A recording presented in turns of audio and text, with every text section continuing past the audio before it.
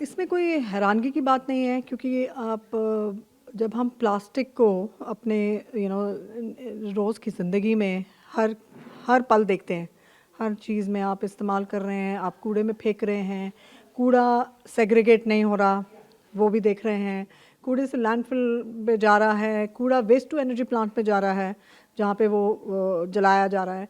तो ये सारी जगह जो उसका ये रूट है वो हर जगह जाएगा ही। और क्योंकि यही कूड़ा आप अगर देख रहे हैं, जो हम एसटीपीज़ वगैरह के सुएज ट्रीटमेंट प्लांट्स वगैरह की बात करते हैं, वहाँ पर जो वेस्ट फेंका जा रहा है, तो नेचुरली प्लास्टिक भी वहीं जा रहा है।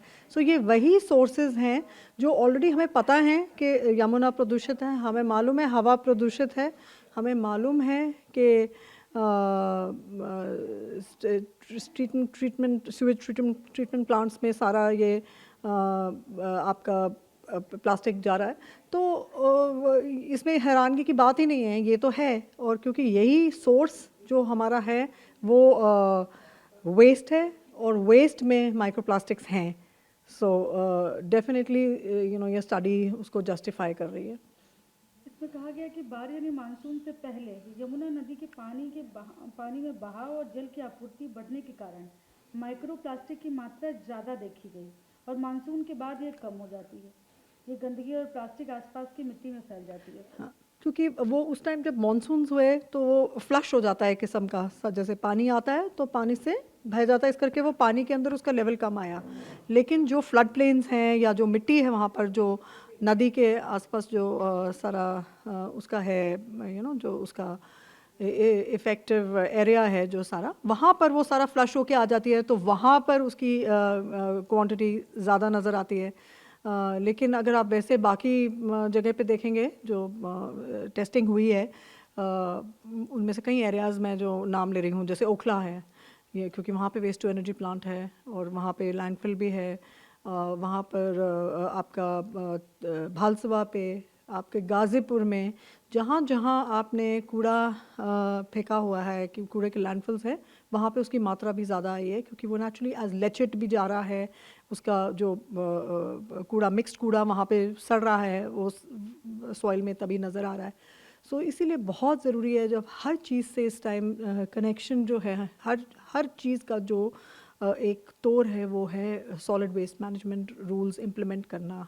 अब ये जो सेकेंड लेवल पे अब उसकी जो नए रूल्स आए हैं, ये बहुत ज़रूरी हैं कि ये सिर्फ कागज़ पे नहीं रहने चाहिए, इसका ज़मीनी तौर पे इनको इम्प्लीमेंट करना बहुत बहुत ज़रूरी हो गया है। ये हमारे अंदर एक माँ जो अपने बच्चे को दूध पिला रही है, उसके अंदर माइक्रोप्लास्टिक है, हवा में माइक्रोप्लास्टिक्स हैं, आपकी ज़मीन में, मिट्टी में आपने देख लिया, यमुना में आ गए हैं।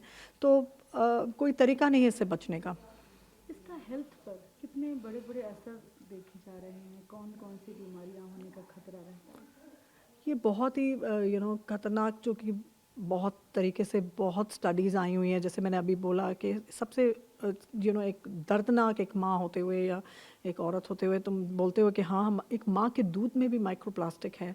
तो एक शुरू से जो बच्चा पहले जो सांस ले रहा है, दिल्ली जैसी जगह में जो बच्चा पैदा होना नहीं, पैदा होने से पहले जब आप अपने माँ के शरीर में हो, तभी से आपके प्लासेंटा से आप प्लास्टिक ले रहे हैं, माइक्रोप्लास्टिक ले रहे हैं, या प्रदूषित हवा ले रहे हैं। तो वो बच्चे में के आप सोच सकते हैं कि उसके क्या प्रभाव हैं जब वो बच्चा बड़ा हो रहा है या यंग एज पे आएगा। तो ये बहुत ही उसके, और बाकी फिर आपकी जो है हर चीज़ रिलेटेड है प्रदूषण से, हर माइक्रोप्लास्टिक से, हर चीज़, चाहे आप कैंसर की बात कर रहे हैं, चाहे आप बच्चों की कॉग्निटिव डेवलपमेंट की बात कर रहे हैं कि बच्चों की सोच, बच्चों के समझ, मतलब ऐसे ऐसे हेडलाइन देखने को मिल रहे हैं अब कि हाँ, अब जो बच्चे हैं जो ये प्रदूषण पे रह रहे हैं वो बेवकूफ़ हैं या डम बच्चे हैं, ये हेडलाइंस हैं मेन स्ट्रीम मीडिया की।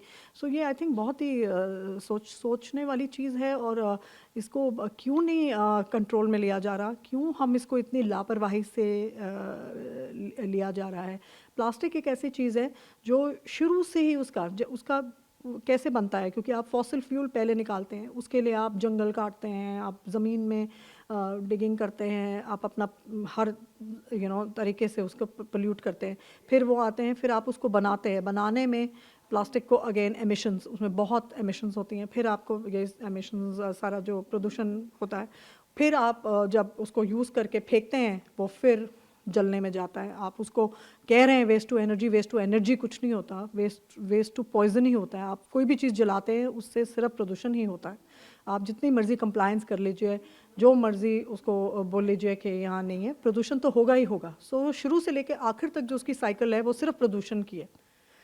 इसके मतलब कारण क्या है, कैसे ये कहाँ से आया, कैसे पहुंचा ये कुछ? प्लास्टिक्स एक सहूलियत बन गई। अगर आप देखेंगे मतलब मेरे ग्रैंड पेरेंट्स या इवन मेरे पेरेंट्स की स्टेज में हम लोग के, जैसे मैं अब 50 के ऊपर हूँ, तो जो हमने अपने चाइल्डहुड देखा है उसमें इतना प्लास्टिक नहीं था।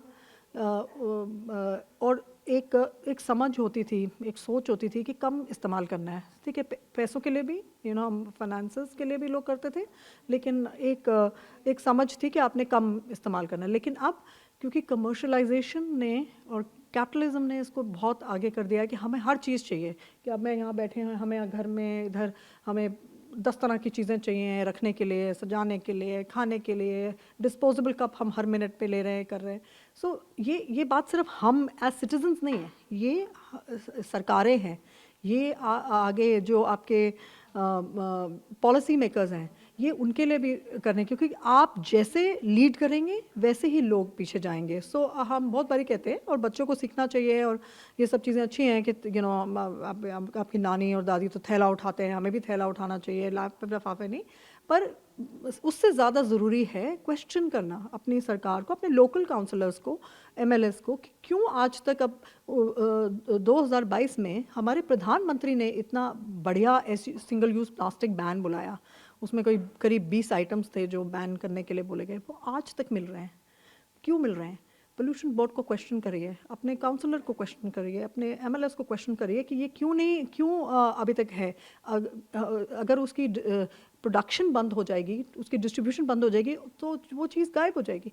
तो इसमें क्लियरली नज़र आता है कि इसमें हमारी सोच ठीक नहीं है। जो सरकार की सोच को बदलना पड़ेगा, उनको अगेन ग्राउंड पे बहुत काम करना पड़ेगा। इसका रीज़न क्या है मैम, क्या? कई सोर्सेज हैं, जैसे एक तो पीईटी है जो हमारा जो सबसे मेन है, जो बॉटल्स का है। फिर इंडस्ट्रियल एफ्लुएंट्स हैं, जो इंडस्ट्रियल वेस्ट से आ रहा है, क्योंकि जब ये सब स्टडीज़ हुई हैं उसके अंदर सारे सोर्सेज नज़र आ रहे हैं। हाउस होल्ड में जितना प्लास्टिक आप फेंकते हैं, तो ये सारे तरफ के सोर्सेज हैं जो यमुना में और जो फ्लड प्लेन्स में पाए जा रहे हैं।